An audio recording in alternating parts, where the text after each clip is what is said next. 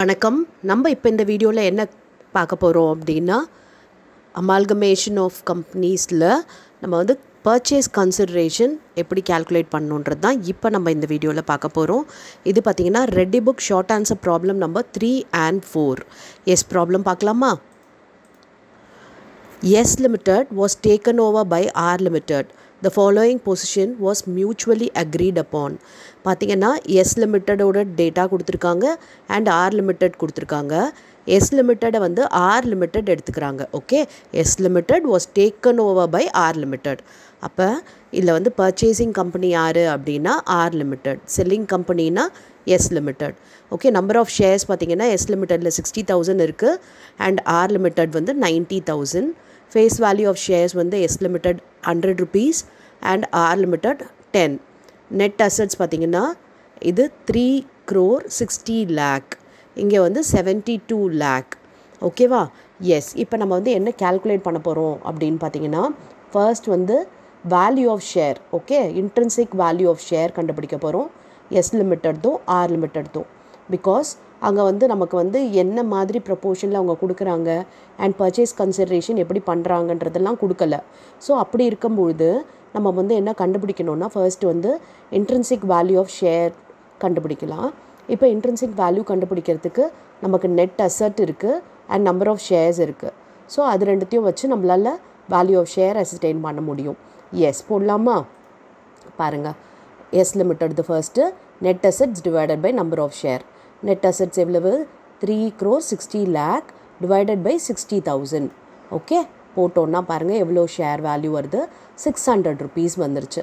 இப்போ R Limited போட போகிறோம். 72 lakh வந்து net asset divided by 90,000 shares. Okay, போட்டோன்னா பாருங்கள் 80 rupees வருது. ஓகேவா? இப்போ S Limitedோட ஷேரோட ப்ரைஸ் எவ்வளவு அப்படின்னா 600 rupees. R Limited எவ்வளவு அப்படின்னா 80 rupees. அப்போ இவங்களோட ஷேர் வந்து இவங்க எவ்வளோ ஈக்குவல் அப்படின்னு பார்க்கணும். ஓகே, இவங்களோட ஒரு ஷேருக்கு இவங்களோட ஷேர்ஸ் வந்து 7.5 ஈக்குவல். அது எப்படி கண்டுபிடிக்கிறது அப்படின்னா 600 டிவைடட் பை 80. ஓகே, போட்டோன்னா 7.5 ஷேர். புரியுதா? 1 share of S Limited. Okay, S Limitedோட ஒரு ஷேரோட வேல்யூ R Limited 7.5 ஷேர்ஸ் கொடுத்தா தான் ஈக்குவல் ஆகும். ஓகே, அப்போ அதுதான் வந்து ரேஷியோ ஆஃப் எக்ஸ்சேஞ்ச் உங்களுக்குள்ள. புரியுதா? ஏன்னா இது 80 rupees தான் வருது இன்ட்ரின்சிக் வேல்யூ, இது 600 rupees. அப்போ இவங்களோட ஒரு ஷேருக்கு, S Limitedோட ஒரு ஷேருக்கு நம்ம கொடுக்க வேண்டியது எவ்வளவுனா 7.5. இவங்ககிட்ட எவ்வளோ ஷேர் இருக்குது S Limitedல? 60,000 ஷேர்ஸ் இருக்குது. அப்போ நம்ம எவ்வளோ தரணும் அப்படின்னு பாருங்கள். 60,000 into 7.5 அப்படின்னு பார்த்தோன்னா 4,50,000 ஷேர்ஸ் தரணும் R Limited. ஓகே, இவங்களோட 60,000 ஷேர்ஸை எடுத்துக்கிறதுக்கு நம்ம கொடுக்க வேண்டியது எவ்வளவு அப்படின்னா 4,50,000 ஷேர்ஸ் கொடுக்கணும். அப்போ இதுக்கு பர்ச்சேஸ் கன்சிடரேஷன் என்ன அப்படின்னு பார்த்தீங்கன்னா 4,50,000 R Limited ஷேர் ப்ரைஸ் எவ்வளவு? 10 rupees இல்லையா? அப்போ பார்த்தீங்கன்னா 45 lakh தான் பர்ச்சேஸ் கன்சிடரேஷன். புரியுதா? இப்போ நம்பர் ஆஃப் ஷேர்ஸ் வந்து கண்டுபிடிச்சிட்டோம். R Limited எவ்வளோ ஷேர்ஸ் கொடுத்தா S Limitedக்கு ஈக்குவல் ஆகும் அப்படின்னா 4,50,000 ஷேர்ஸ் தரணும். அப்படின்னும்போது ஒரு ஷேரோட வேல்யூ எவ்வளவு? 10 rupees. அப்போ பர்ச்சேஸ் கன்சிடரேஷன் எவ்வளவு அப்படின்னு பார்த்தீங்கன்னா 45 lakh. ஓகேவா? எஸ், இப்போ நெக்ஸ்ட் ப்ராப்ளம் பார்க்கலாமா? X Limited is negotiating to sell its business to Y Limited. Okay, X வந்து அவங்க பிஸ்னஸை Yக்கு வந்து சேல் பண்ணுறாங்க. ஓகே, அப்போ இது பர்ச்சேசிங் கம்பெனி, இது selling company. Its assets are agreed to be worth rupees 40 lakh. Okay, X லிமிட்டடோட அசட் பார்த்தீங்கன்னா 40 lakh வர்த் அப்படின்னு சொல்லிட்டாங்க. Its share capital consist of 10,000 equity shares of rupees 10 each and it has reserve of rupees 50,000. Okay, share கேபிட்டலில் 10,000 equity shares இருக்குது. ஒரு ஷேரும் 10 rupees ஈச்சுன்னு சொல்லியிருக்காங்க. அது மட்டும் இல்லாமல் அங்கே ரிசர்வ் ஒரு 50,000 இருக்குது. Next workmen compensation fund amounted to 25,000. Workmen compensation fund வந்து 25,000 இருக்குது. அதில் எஸ்டிமேட்டட் லயபிலிட்டி 10,000. ஓகே, இந்த ஒர்க்மென் காம்பன்சேஷன் ஃபண்டில் லயபிலிட்டி மட்டும் எவ்வளவு அப்படின்னு பார்த்தீங்கன்னா 10,000 தான். அப்போ அந்த பேலன்ஸ் 15,000ன்றது ரிசர்வ் கணக்கில் இருக்குது. ஓகே, ஒர்க்மென் காம்பன்சேஷன் ஃபண்டில் லயபிலிட்டி ரிசர்வ் ரெண்டும் சேர்த்து, ஃபண்டுன்றது ரிசர்வ் தான் நம்ம பொதுவாக எடுத்துப்போம்.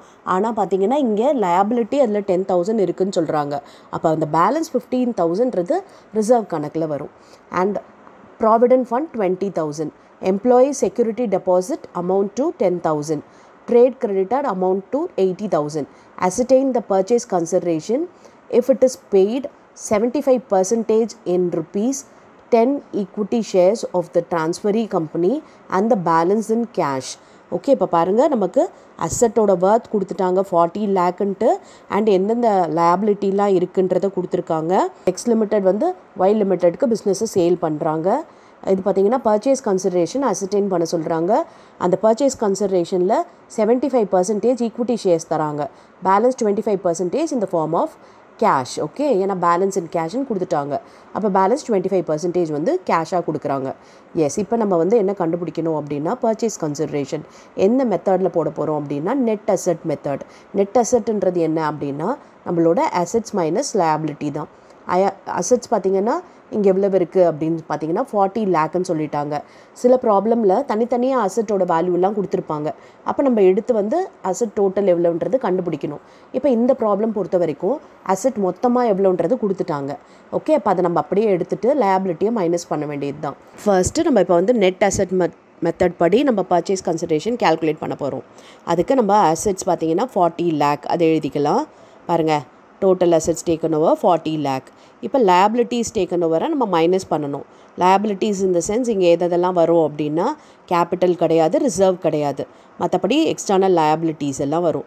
எக்ஸ்டர்னல் லயபிலிட்டி இந்த சென்ஸ் இந்த ஒர்க்மென் காம்பன்சேஷனில் லயபிலிட்டி 10,000 சொல்லியிருக்காங்களா, அது போட வேண்டியது தான். பாருங்கள், 10,000 போட்டாச்சு. அப்புறம் ப்ராவிடென்ட் ஃபண்ட் ஒரு 20,000 அதுவும் வரும் நமக்கு லயபிலிட்டி. அண்ட் நெக்ஸ்ட் இங்கே பார்த்தீங்கன்னா எம்ப்ளாயி செக்யூரிட்டி டெபாசிட் இது ஒரு 10,000, இதுவும் நமக்கு லயபிலிட்டி தான். நெக்ஸ்ட் பார்த்தீங்கன்னா ட்ரேட் கிரெடிட்டார்ஸ் வந்து 80,000, இதுவும் லயபிலிட்டி 80,000. ஓகே, இப்போ மொத்தம் லயபிலிட்டி எவ்வளோ பாருங்கள், 10 + 20 30 40 40 + 80 1,20,000. அப்போ இந்த 40 லேக்கில் 1,20,000 போயிடுச்சு அப்படின்னா பேலன்ஸ் இருக்கிறது தான் பர்ச்சேஸ் கன்சிடரேஷன். பாருங்கள், பர்ச்சேஸ் கன்சிடரேஷன் வந்து 38,80,000. ஓகே, இப்போ இந்த பர்ச்சேஸ் கன்சிடரேஷனை நமக்கு என்ன சொல்லியிருக்காங்க, 75% வந்து ஈக்விட்டி ஷேராக தராங்க அப்படின்னு சொல்லியிருக்காங்க. அப்போ 38,80,000ல் 75% எவ்வளவுன்றதை பார்க்கணும். இது அமௌண்ட். ஓகே, அப்போ ஈக்விட்டி ஷேர்ஸ் வேணும் அப்படின்னா அந்த 75%ல் டிவைடட் பை 10 போட்டோன்னா நம்பர் ஆஃப் ஷேர்ஸ் என்னன்றது தெரிஞ்சிடும். எஸ், பாருங்கள், ஃபர்ஸ்ட்டு பர்ச்சேஸ் கன்சிடரேஷன் பேமெண்ட் எப்படி பண்ண போகிறோம் அப்படின்னா 38,80,000 இன்ட்டு 75%. ஓகே, போட்டோன்னா பாருங்கள் 29,10,000 ருப்பீஸ். ஓகே, அதில் நமக்கு வந்து 10 ருப்பீஸ் ஒவ்வொரு ஷேரும். அப்போ எவ்வளோ ஷேர் அப்படின்னா இந்த 29,10,000 டிவைடட் பை 10 போட்டோன்னா 2,91,000 ஷேர்ஸாக கொடுக்குறோம். ஈக்விட்டி ஷேர்ஸ் மாத்திரம் 2,91,000 ஷேர்ஸ் ஆஃப் ₹10 ஈச் அப்படின்னு கொடுக்குறோம். Balance 25% cash. அப்போ இதில் பேலன்ஸ் எவ்வளவு அப்படின்னு பார்த்தீங்கன்னா 9,70,000. அப்போ இந்த 9,70,000 இந்த ஃபார்ம் ஆஃப் கேஷ் கொடுக்குறாங்க. இதுதான் வந்து பர்ச்சேஸ் கன்சிடரேஷன். ஓகே, பர்ச்சேஸ் கன்சிடரேஷன்றது 38,80,000. அதில் 75% ஈக்விட்டி ஷேர்ஸாகவும் அண்ட் 25% கேஷாகவும் கொடுத்துருக்காங்க. ஓகேவா? எஸ், ஈஸியாக இருக்கு இல்லையா ப்ராப்ளம்? இந்த 2 ப்ராப்ளம் மெத்தட்லையுமே உங்களுக்கு நான் வந்து ப்ராக்டிஸ்க்கு கொடுத்துருக்கேன். இந்த 2 ப்ராப்ளமும் ஒர்க் அவுட் பண்ணுங்கள் அண்ட் கமெண்ட்டில் ஆன்சர் பண்ணுங்கள். I'll check your answer. Thank you for your patient listening.